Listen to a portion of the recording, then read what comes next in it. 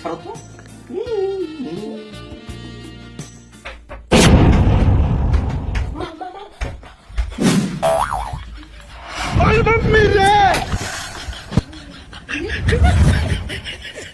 ছেলের আওয়াজ পেলাম, আমি নিজে কানে শুনলাম একটা ছেলে কথা বলছে তোর সাথে।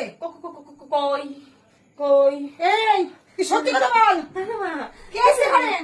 তুই আজও ছেলে ঢুকিয়েছিস? এই, এই, তুমি এত বড় সাহস করে আমার মেয়ের ঘরে ঢুকেছো? তুই আজও তুই ছেলে ঢুকিয়েছিস?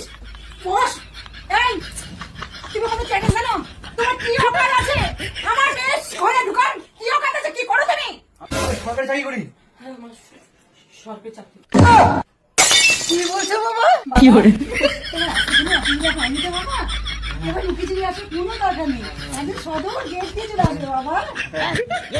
আমার ঠিক আছে, যাও দুইটি জল মিষ্টি নিয়ে আসার জন্য। হ্যাঁ, চল, চল, চল।